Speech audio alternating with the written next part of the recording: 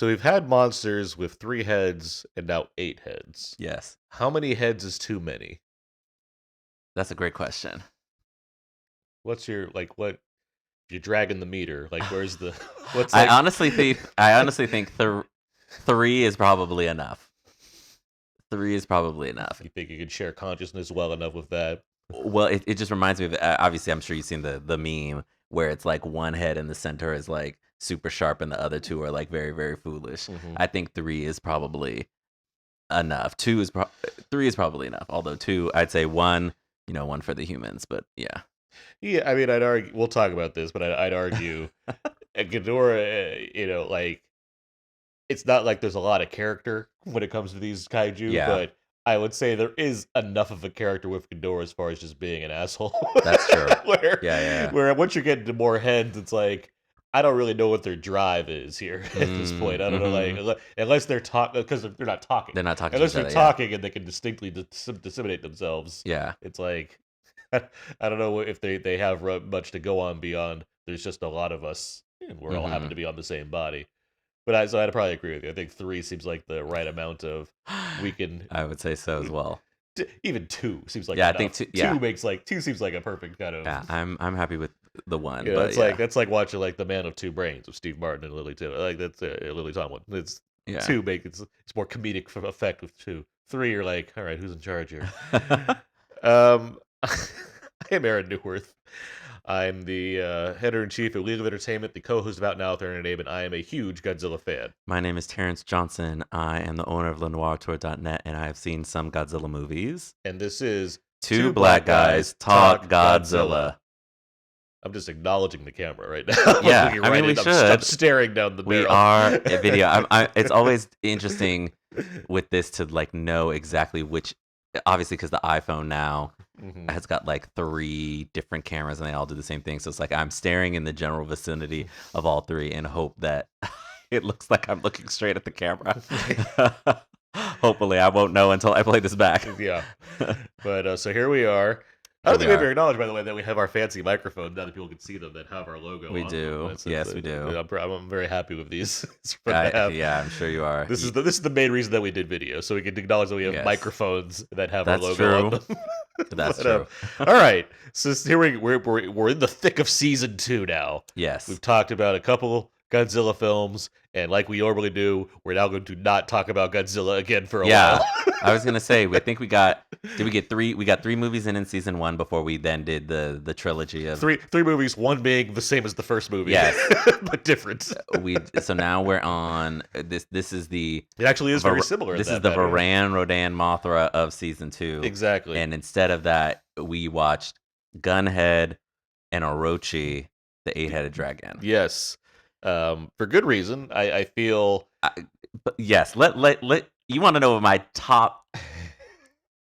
For people who don't know, obviously Aaron is guiding me on this journey, and we're watching these. I'm curating a playlist, and he's curating these movies, and I must know what made you choose these 2 movies for us to talk about. Well, I think for a couple reasons. One, the Heisei Era is obviously a lot shorter than the Showa Era, by 10 films basically. Yes. And so I didn't necessarily want to stretch this out so it would be just as long as our Showa Era season, but I did think there was room to have us breathe a bit. I thought there was it would be good to at least try to make it more than just 6 movies. Yeah.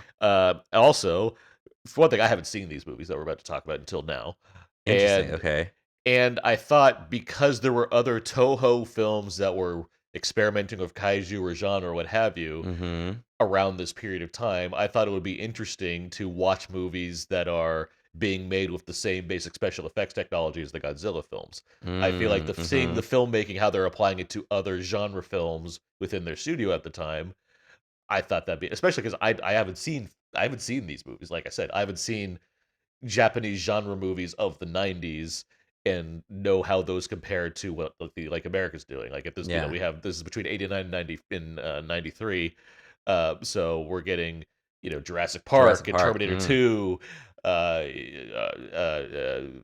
The Abyss, variety big special effects films in America. Yeah. Backdraft. There's a lot of I love when that was part of the Universal Studios tour. so Time Cop. So it's a cliffhanger. So there's a lot of like ambitious jumps as far last action hero. There's a lot of jumps as Yeah. far as like the kinds of special effects and what the big movie stars are doing. I don't frankly know what other countries are. Some I do, but like Japanese countries, Toho. I don't know what they're doing with like their visual effects outside of Godzilla movies. Okay, so So that's I why you want to do this so I one. thought it'd be interesting to see. Plus, like the director of Orochi um, is one of the directors of like multiple Godzilla films. Oh, interesting. So Okay. we don't have necessarily a Honda like we do Yeah. with the Showa era, but we have one guy at least that's done a good number of Godzilla films during this period. Mm-hmm. So I want it'd be interesting to see like what they're up to and what have you.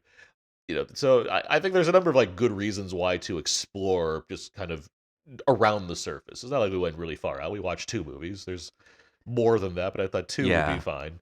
I think And I think two was plenty. yeah, so that was the Two was plenty. that was the main thought behind Okay. why we're doing this. Before we get to these movies, do we have anything we need to go over? we don't tend to talk much about like what we're actually going to do on these shows before we actually record them. Do we have any announcements or anything like that? I don't think so. Good, right? We're doing. We're on YouTube. People have now Mm-hmm. at this point have gotten to see our faces at least once with Biollante. I guess the one thing to announce was that we recorded that on two different phones. And this one we're recording on one singular phone in the hopes that there isn't like a cut in the middle where like the lighting changes. So just dealing with sort of the realities of video production. But other than that, we're up and running on YouTube and people are watching it, and yeah. Yeah, no, I'm excited for that factor for our award-winning podcast and seeing how we could Yes. upgrade things in this second season here. And Yeah, the award-winning podcast. obviously for your listeners slash viewers that are checking this out, if you are enjoying this video component, please say so. Let us know. Hit us in the comments. Send us more iTunes review. iTunes reviews would be great. Please. For one thing. 5 stars. Yeah, so give us a. In the words of Bomani Jones, please rate us 5 stars. If you rate us 4 stars, I'm inclined to believe that you are a hater. But yeah, just having some perspective as far as like, we don't have to do this. So like, if people don't want the video, then we can just stop doing it. It takes us less time. Well, we got to do that.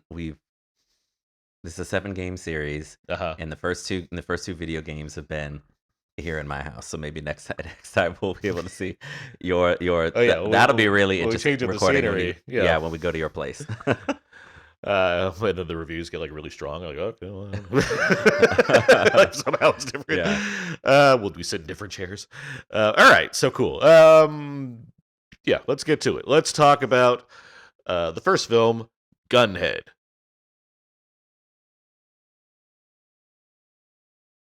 Here is a brief plot synopsis of the film. In a cyberpunk future, Chiron 5 supercomputer attempts to exterminate the human race, but gunhead mechs stop it. In 2038, 5 thieves break into a condemned island facility to steal Chiron's dead CPU, but the place turns out to be a death trap. That does sound like the movie. That's about the movie, yeah. This is a lot more details to go into it. I'll note this movie is directed by Masato Harada, who passed away this past December, actually. Oh, wow. I believe he had some like second unit involvement in other Toho things, obviously. Mm-hmm. Worked on some high Hollywood films. He worked on The Last Samurai. Interesting. Okay. And he seems to like just had a pretty steady career in Japan. Great. The film stars Masahiro Takashima, who's also in the other film we're going to talk about, who is in Godzilla vs. Destroya, among other things. Okay, as well. So we'll see him again. So just putting in some connections there that we have. But yeah, the film came out in 1989. It's produced by Toho. What did you think of Gunhed? To the Varanites out there, I must say, congratulations. Varan is not the worst movie that we've watched in this series so far. It was worse than Varan. This was worse than Varan. Okay. So the Varanites are off the hook. It was bad. I think that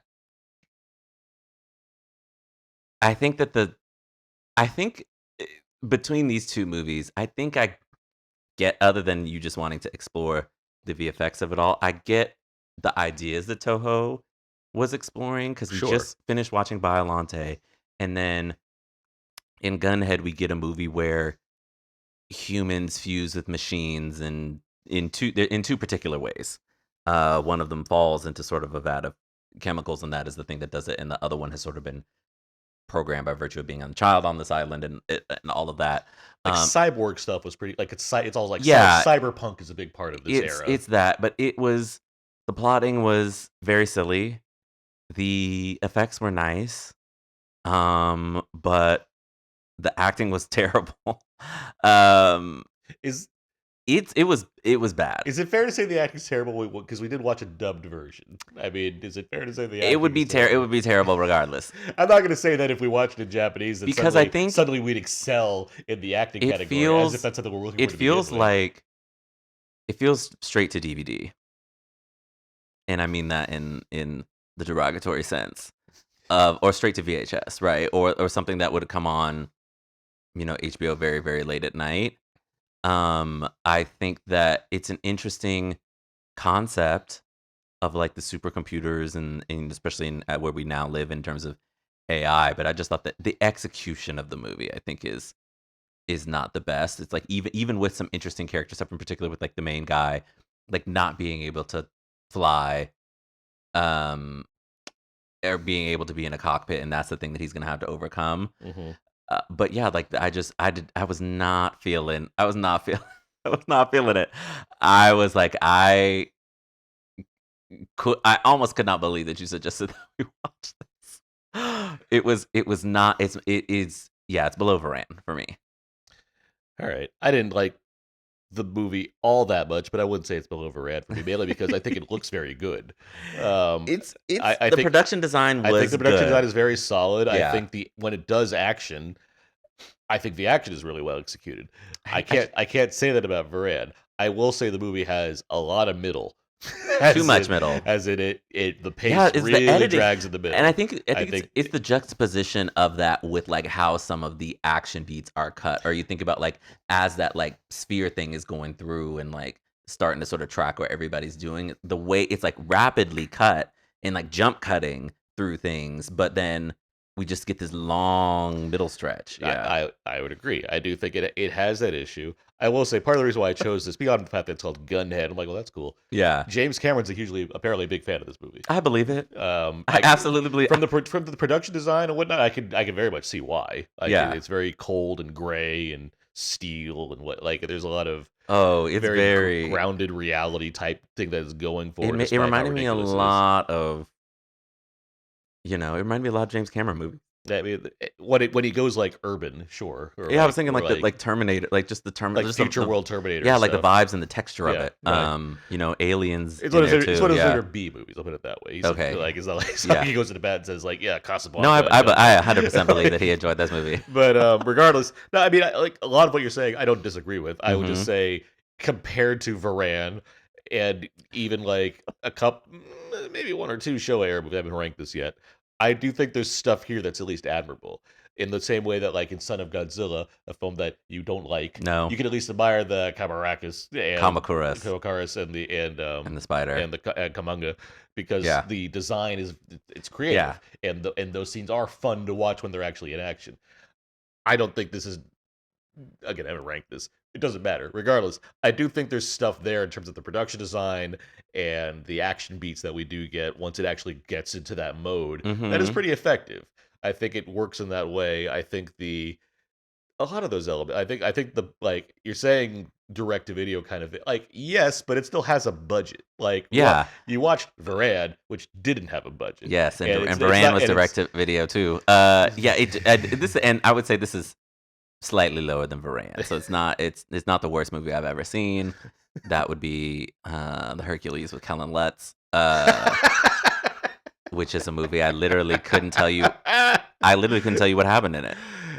There's a quote where he's like in an interview about Hercules. It's like, I want to be one of the greats. It's like, this is my path to it. Yeah, the one with The Rock that came out around the same time isn't much better. I couldn't tell you what happened in that one either. The Rock one is good. I'll tell you that right now. I don't remember a single thing, but I will remember I don't know how much of Gunhead I'll remember, but I did. Yeah, I do think it was interesting the types of ideas the movie was playing with, like especially coming off of Biollante, where I'm like, okay, we're thinking about how do we humanize machines and these plants and things, and like what does it mean to be human, and the human soul as put into these Uh, other things. So like there are interesting ideas within it. I was just so monumentally bored, as well as just annoyed by the acting, in particular the main actress.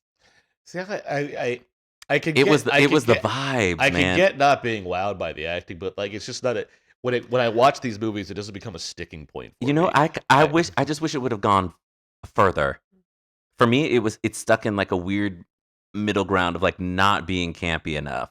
I could go along with that. Yeah, you know what I mean? So That's like, and fair. that is where Yeah. it's like, oh, so we're gonna treat this thing like deathly But serious, but but also I want it to be like 80s action yeah, but at the pastiche. same point, at the same time, like I can't take this level of production design seriously if there's a wink and a smile at every like That's beat either. true. I don't think those two Then balance each other out. we need to go so serious that I we veer it's straddling a middle ground that I just could not I get get okay. with. Yeah. I hear you. At the same time, it's just like that's not a thing that like caught my attention as a way to figure out how I'm appreciating this Yeah. movie. The I production will. design is incredible though. I will give it that. Okay. Well, good. Yeah. I do think it's there. Yeah. I will note the story itself. This was again another like contest winning story type thing. Apparently, Japan does a lot of contests for stories, like Yeah, that's interesting. or at least Toho does. But the idea was it was going to be a Godzilla film. It was going to be a Godzilla film. It was going to fight a supercomputer. Which I'm like, how? See, this but this is what I mean. Like if this is why I was like, okay, you pick these because you are like in this In Heisei this era, era, we're and going to be dealing with technology. We're going to be dealing. mhm. We've dealt with extraterrestrials, but like we're not riffing on that, but we're like expanding upon some of these ideas and things that we've talked about in the Showa Well, it's era. So people that have grown up at this point with yeah. things like 2001 and even Star Wars to an extent, as far Oh, as we gonna get to the Star Wars how of it all. old Yeah. people are, and like what they're riffing on, as opposed to like in the 50s, it's it's nuclear age or whatnot. Mm-hmm. Now it's like, okay, what are we going after? What's relevant to society versus what, as a filmmaker, have I studied my whole life? And it would Yeah. be something like 2001, which is all about AI and robotics and computers and Mm-hmm. what have you. Let alone again pulpy things like a Star Wars or even the various space age movies that came out during that period. Yeah. Let alone Godzilla movies. Yeah. I mean, like in other alien movies. So yeah, we're getting this next level, which is going to be dealing heavily with computers because they're rising, and cyborgs and cyberpunk and Mm-hmm. what have you. We'll see that in the other Godzilla movies we're going to watch as well.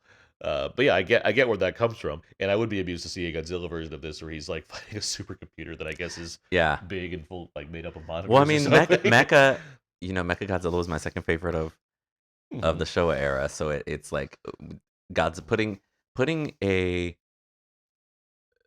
prehistoric. We could at least in legendary, like putting a monster, that's based on a sort of a creature, a You're living creature versus like things that are not well, is you're always yeah, extrapolating off of astronaut versus caveman. I yeah, mean, that's what it comes down to. yes, in a way, yeah, yeah, yeah. Like, and don't worry, Mecha Godzilla is in every era, so you have plenty of Mecha Yeah, Godzilla I coming can't. your Yeah, way. Um, and he's not always the same. It's yeah. not- That should be interesting to see. but yeah, this movie. What else? What else is there to dive into on Gunhead? It's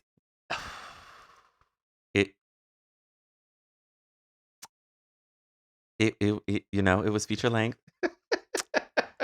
Uh, Like the basic premise outside like just like cyberpunk. Like I do like the idea of like it's about a group of thieves that are trying to yeah, like retrieve materials. that Like I liked because it's that's like, it oh, sets a certain kind of stage. yeah, and you're gonna force these characters who don't really necessarily want to be heroes into heroic things. And you can also kill them off of like not necessarily indiscriminately, but you can get away with adding stakes by way of Yeah, taking care of them because you're didn't they not kill the black dude they first? did, they very much did. And I'm such a proponent of the idea that that doesn't really happen that often in movies in the way people say it does, and yet here we are with a perfect example of it happening. I think that was at the point where I stopped taking notes on the movie. It happens pretty early Yeah, on. Yeah, that should just let you know. And I just like I'll just experience the rest of this. Yeah, I get the merits of it, and it is interesting in conversation in terms of, particularly if you just sort of oriented us at the beginning of this, talking about what America is doing at the time. Sure. It's really fascinating to look at this. It is of the time, Very much so so. it's not like it's out of place. It just the story just I was bored. I don't disagree with you either. It's fine because it comes down to And it didn't execution and have editing and like what's ramping the up to. Varan of it all. Still has one of the funniest things that we Yeah, have yeah, watched. okay. It has your And goofy, campy what moments. what was the funniest thing that you saw in this? Uh, I can't recall. Exactly. The next one has more things. Yeah, We're certainly. like, Way more. what else on this thing? Was it the same VFX people that worked on Godzilla that worked on these? I believe yes, actually, I believe so because it's Mm. Toho. It's not, I'm not sure if it's like every So it's single like one of the them, but house certainly, SFX people. Okay. yeah. I mean, it's the same year as Biollante too, so it's like Oh, I'm sure I can't say when they were both yeah. made, but I'm sure more people working on Biollante. Well, Yeah. Biollante, I'm sure was the A picture at that Yeah. point. I mean, yes. Yes. Um, yeah, I don't got much more. We got a whole other movie to talk about too. Let's get into the eight-headed dragon then. There was, so let me see what the let's see what the As what, you try and think of after I, was I trying, said I, all was these trying, I just want to mean see what I just things. want to see what like the reviews were at the time. I'm sure people thought it was good. Pretty derivative of films by Ridley Scott and James Cameron. Hokey, cheesy dialogue, unflashy FX, bland pop synth soundtrack. Good model work.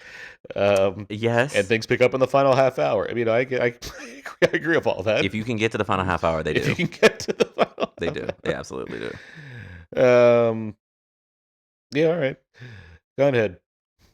That was Gunhed. Talk about Gunhed. All right, let's move on. Let's get to our thoughts on our next film, which of course is called Orochi, the Eight-Headed Dragon. Yeah.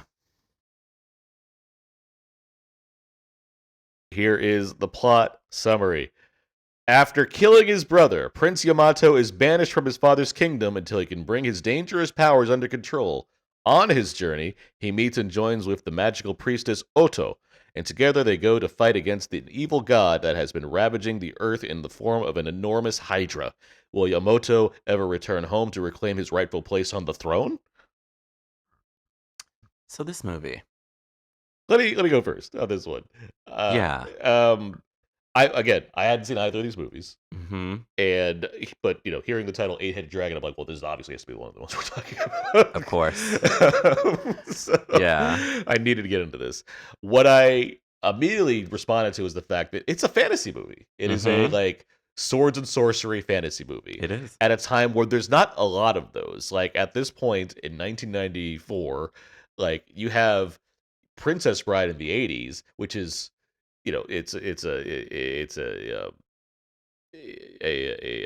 kind of self-referential, Mm-hmm. like it's taking the piss out of itself kind of thing, kind Yeah. of the genre, not like in an overly self. What am I trying to say?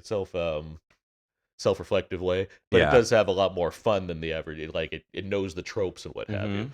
Before that, it's like more self-serious ones like Dragon Slayer or whatnot. When did Highlander come out? Highlander is 80 is In the 80s. it's 88, I Okay. believe, if not a little earlier. But 80, 86. But yeah, and there's a series. There's more Yeah. serious movies or what have you. And since then, you have the Disney movies, obviously, that Mm-hmm. deal somewhat in that trade. I mean, at that point, it's just like Aladdin is like kind of the closest to a Yes. sort. Beauty and the Beast is fantasy, but it's not like the same kind of fantasy, right? And otherwise, in America, it's like I guess Dragonheart in '96 is like the next Ooh, okay, yeah, fantasy that's movie, true. which is not good. I don't care what you people say. I'm not a fan of Dragonheart. Dang, not you people. Yeah. Wow. You people. I feel Dragonheart gets a lot of credit for nothing. Like it has a good score, I guess. But regardless, what I'm saying is there's not a lot of like this kind of a thing. There's some Robin Hoods.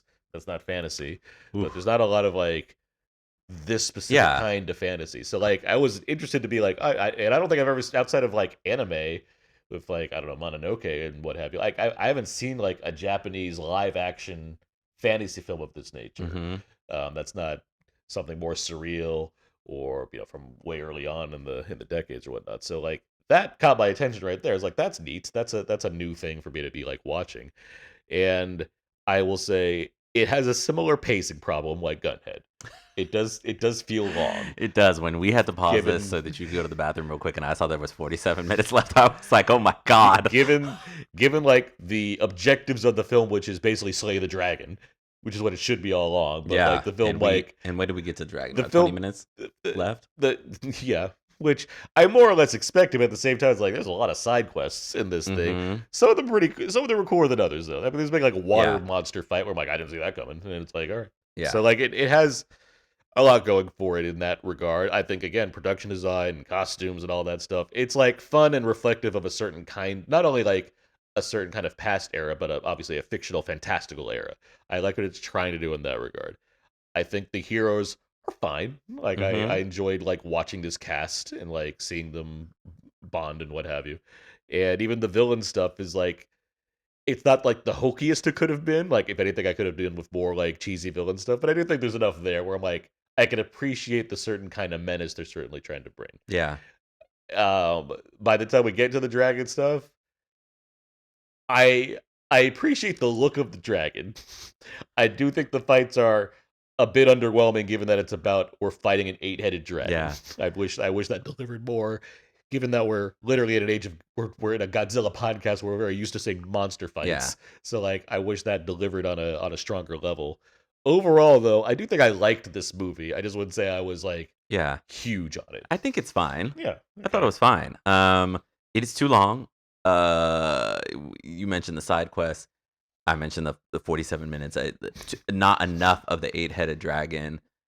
I liked the journey that the main character went on in terms of like he's the second son of a set of twins, and that's supposed to portend really bad things, and so they try and kill him, but then he's saved by a messenger of one of the gods, and that sets him on a path, and he learns magic, and he meets this guy. Like, I like the way we carried him through the journey until the part where he dies and is conveniently brought back to life in a way. But even that, it's like, okay, but he met that god at the beginning of the movie. There's a lot of literal Deus Ex Machina. A lot of the gods popping in when they really shouldn't. I like the idea of the villain's henchman being a literal fang of the villain. Was really interesting. Yeah. We should have gotten way more to 8-headed dragon or more monster stuff to just combat what we were dealing with. I would say yes to a point. I would say like you know what the reason is like it's expensive to do that stuff. So it's like I just meant like I know what you mean, but so the substitute for that is, well, you do other things. You get more interesting dialogue sequences or whatnot. They don't have that. You know, like he's sent on this journey to kill this sort of neighboring leader who's been causing them a lot of trouble, and in the process of that comes across their god. And I liked that, but it was like the length of time that Odo was down there, and he was fighting the leader, and then had to go down and save her, and I almost would have liked that to be a little bigger of a thing, just to get into the scale of these monsters, because then you get the sea battle, which I think is really good. Yeah, and unexpected, because I was like, oh, okay, the sea creature is going to turn. The menace feels real. I thought the sea creature was going to turn into the dragon, but you're just waiting so long. Yeah. You're watching this guy in an icicle, essentially an ice spaceship, like circle through space, and then he lands on the moon. So it's like, okay, so now this is taking place on the moon. So yeah, there were just some things about it that I found incredibly silly, but I thought it was fine. I think. Do you want to know what I said? I had a theory. What's this theory? Do you think that they were like, we spent all this money on the Biollante rig, we got to figure out how to repurpose it, and that is where the genesis of this movie came from? That's a fun idea. I can imagine I can see that. Creature, does that creature not move like Biollante with all the other heads? I can see them being like, yeah, we have like... In a way that Ghidorah does not. That's why I want to, yeah. Yeah, because Ghidorah is its own. Like, I can understand that to a point of like, we're at a time in this era of filmmaking where physical effects and practical puppetry and what have you is about to go out the window, and we're going to replace it with CG. Tone, because it's a Godzilla studio, they keep everything, so they still have a lot of practical effects and whatnot. But yeah, they've developed this entire rig for Biollante, the biggest puppet design of all time. And they have it lying around. Someone writes an idea that says 8-headed dragon. They're like, well, I guess we could do this. I mean, I get where that comes from. Because the way Biollante moves in his movie, or her movie, is that it like rolls on the ground as the heads are like moving up and down. It's a plant, so I don't think it's gendered. but I mean, the spirit I'm just thinking about this now. It's like, But yeah, like, it's a plant though. I mean, it's a plant. Well, and Mothra it's is a rose. Moth. It's a female DNA, but it's also Godzilla DNA. So it's like, it just.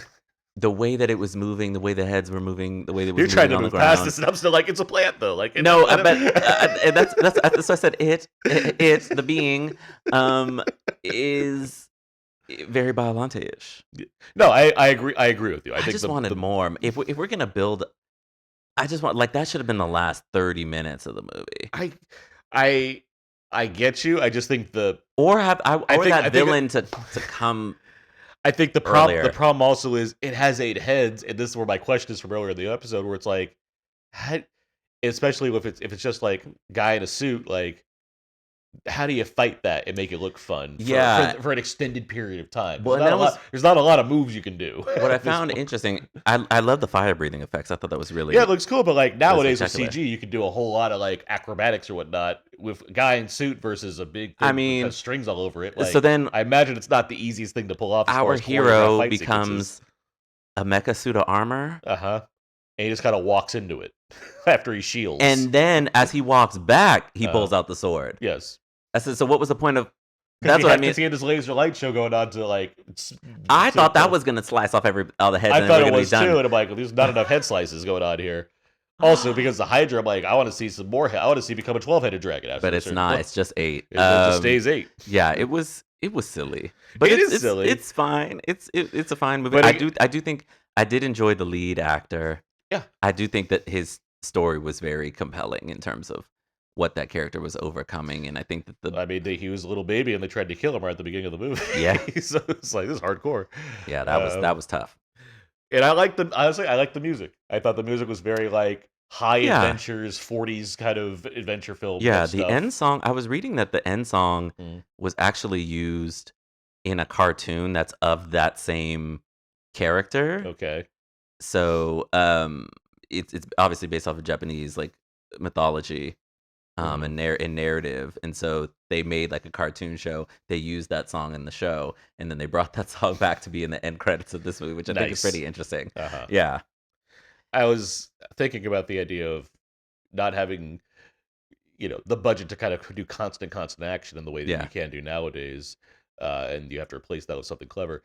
Willow comes out in '88. That's the other like fantasy I was trying to think of. Is like, which is also like somewhat of a bit of a. Has a self-reflexive eye in itself as far as but it's more serious than Princess Bride is. But that's a movie also that has big creature scenes, but in between those scenes it has a lot of just I'm not gonna say I'm the biggest Willow fan, but it does have a lot of like dialogue scenes with Val Kilmer and Warwick Davis and the other characters is like little sprites or whatever they're called. Yeah. Like it has stuff where it's like it's giving them stuff to do that doesn't revolve around visual effects every 10 seconds. That's fun to listen to. And like the dialogue's there, or at least the banter is trying to be there. Well, this movie, as much as I like the leads, like their banter is not exactly like super fun. No, it's real basic. Yeah, it's very, and not to go on a tangent here, but it's very like anytime I've lived a lot of fandom lives, and you'll watch things, and people will be like, "Oh my god!" A lot of this is for slash ships, right?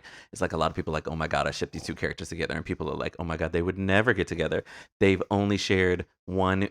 They haven't shared a meaning. Like they put all of these like blocks about why things can't happen in the story, and it's like." In this movie, they literally look at each other one time, and it's like, "Wow, I feel like I was meant to be with you." For my entire life, and maybe even past that, and our past lives are intertwined, and the whole romantic journey. And it's like that took one look, But you'll watch something else and people will be like, oh, the 20 scenes they shared in television and they were so close and they saved each other from dying and all of that isn't enough to propel them into a relationship. So it's just interesting to watch something like this with a lot of that, a lot of that fandom eye. But I do think they were cute, but yeah, I think the prince, he really had to earn the win. And that, I think I appreciated that. Yeah, no, I get that. That's more of like that's a Joseph Campbell type story, storyline as far as that goes. I'm glad we're on the same page with that. Good old friend Joseph Campbell. Yeah, so it's less about the kind of the witty banter that can come, the repartee that can come between characters, and more focused on like, yes, it's a hero's journey. He has to go through many trials, reject the call, all that stuff. Yeah, which is fine. There's nothing wrong with doing that. But yes, for a movie like this, that's this is an hour 47 minutes. Gunhed was an hour 40. Oof. And both I'm like, these should be tight 90s. Like we need to speed some of this up. I think I wonder if you Orochi, if I think you could remake that today and it'd be really good. Oh, I would agree. I would be. I think you could. I would be interested to see. For one thing, I'm not going to say I'm the biggest like fantasy person, but at the same time, when you give me something like I'm really compelled by, like an 8-headed dragon, I'm like, let's see it. So like, I do think there's room for, especially not just effects wise, but like the sort of modern wit you can bring to it. That's not me. That's not me saying that like I can't stand movies from the no. I think you could have I think you could have a lot of fun with him and the girl. I think it's more of like, because we're at a point where I've seen so much fantasy in my life. Yes. We're getting one that's self-serious about itself isn't necessarily going to be the most exciting draw. So having one that's not necessarily like, a deconstruction in the way the Princess Bride is, but one that just like knows how to have a sense of humor about itself. I think there's like Stardust. I think it's a good example of that. Oh yeah, like where it's not deconstructing the genre. It just happens to have a lot of cleverness to it. That I think you could remake Gunhed in a way that would be. Honestly, Gunhead's been remade like tons of times. It's just different things. I mean, Battlestar Galactica. There's so many movies about scavengers in space finding stuff. That's 3 Guardians movies. They've done Gunhead plenty. Made by James Gunn. They've done it. They've done it. It's it's good. But sure, if Toho wanted to do another Gunhead, sure. More power to them. Let's do it, Toho. It's interesting. But yeah, both movies, I think it's I'm intrigued looking at them. Obviously, the Biollante connection with Orochi was just like crazy there for me. I was like, okay, I get. And even in Gunhed, of like the idea of the human consciousness being put in other places, and what does technology mean, and all of these things. So I'm intrigued to see where that's going to go. I know we're going to be dealing with intergalactic creatures coming up, but I also know that we're going to be back dealing with, Mecha will pop up at some point again, and that'll be interesting to see what that looks like for this studio. And it'll be interesting to see what the intergalactic creatures look and feel like, and in particular because you mentioned that this era is all defined by like a singular narrative. Yeah. So we got Godzilla coming back, then we got a sort of world scramble for his cells, and testing into them turned a plant into a monster. Right. So like, where do we go now that we were introduced to somebody who has a psychic connection with the creatures? So it's like, okay, where will we go from there? That will be interesting to see. Yeah. I'm going to read a bit of trivia about Orochi. This was planned as a trilogy, but the box office results led to the sequels being canceled. The second film would have featured Yamato going up against Bagan, and the third would have featured an ancient monster that Godzilla was named after that was only mentioned in the original Godzilla. Interesting. Bagan was a monster Toho created in early drafts of The Return of Godzilla, but was scrapped in favor of making that film more like the original Godzilla. And a film called Mothra vs. Bagan had been planned, but disappointing returns at the box office for both Biollante forced them to cancel that project in favor of Godzilla vs. King Ghidorah, which is our next movie in this. Oh, so they said we need to make some money. Yeah, exactly. So King Ghidorah, this is Avengers Doomsday. They said let's bring back all the heavy hitters for the last one. Let's play the hits. Yeah. And yes, obviously they did have a teaser trailer for Godzilla versus King Ghidorah, where Ghidorah was standing in a house with a baby in his hand, being like, "I guess I gotta go back to fight." or in the forest, talking to somebody, it was Godzilla in the forest saying, "I got blown up." I have kids have not now. seen a high quality version of any of these trailers, so those the first two are up on Marvel's site now. You can watch them in high quality. I'm excited to see King Ghidorah come back. You should be. That is a movie. Do I care about the cadre of people of a particular complexion that Marvel felt the need to bring back for Avengers Doomsday? I do not. I'm not, because this is now a Marvel podcast. I'm not against the idea of them being back. For one thing, is like, well, of course Thor's back. What else was he gonna do? He's the one guy that saves the life in these movies. But Chris Evans, you gave a really great performance in Sacrifice. He gave a great performance on the red carpet, being like, "No, I just keep these muscles for no reason. I'm not going to be in Avengers." You were good and materialist. You don't have to do this. Regardless, I'm not. You don't have to do this. I'm not against. This is the last thing. I'm not against the idea of them being in the movie. It's just more, I don't need to see like a Deadline article as a trailer. That's true. That's more. I'm against the marketing, not the approach to it. Well, we'll see. But yeah, anyway, I am excited to see Ghidorah in. You should be, because that movie involves a lot of different ideas all stuffed into one big movie. I'm intrigued to see what his return will mean for Big G. Let's see.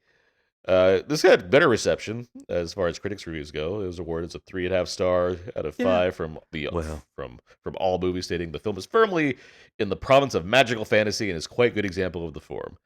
So yeah, it got acknowledged for being what it's trying to be, which is a kind of an 80s fantasy film, essentially. Yeah, it's fine. It's fine. No, I was happy that I watched this. I'm glad I liked it, because if we were to talk about 2 bad movies on this, I don't know what we would have done. I don't know what we would have done. We would have had to watch a third movie. What is crazy is because you liked Mothra, but you didn't like Rodan or Varad, right? No, So we had that going for us, that triple header. This one. Yeah, thank goodness. Mothra, the number 5 movie of the show. But yeah, so good. We've covered these 2, so now there's still another spin-off series, but it's more directly related to Godzilla. But we've covered this kind of alternate timeline kind of thing going on of Toho at the same time as the actual Godzilla films. We'll get back to Godzilla next week. But anything else we gotta go over? No, I think that was me. All right. I keep feeling like I should stretch these out longer, but I'm like, well, it's not even Godzilla related. So no, this is a tight. What are we at? We're 43 minutes. Yeah, let's keep it tight. Fair enough. Let's keep it tight. Well, yeah. Good. Both of these are not really available, by the way. So it's hard to be like, go reach out and see Orochi. There's means to find it, but yeah, they're not readily available on Blu-ray or DVD right now, unless they are somewhere, probably out in the world somewhere like that. But ideally, this podcast is gonna bring the numbers up for people requesting to see Orochi, the 8-headed dragon. Yeah, I can't vouch for the quality of Gunhed, but Orochi, I think it's fine. Yeah. I think people would enjoy that one. All right. Well, you can find everything I do at my personal Substack page at codazeek.com. I am the editor-in-chief at League of Entertainment. You can find my movie reviews over there. And because we just entered a new year, I do have top 10 lists and other things of that nature that are all up on that site. So that's a lot of fun to put together. And I'm on all the socials at Aaron's PS4. And I co-host the podcast Out Now with Aaron and Dave. If you want to hear me talk more about recent releases with my friend Dave and other guests of the show, including this guy sometimes, we do plenty of that.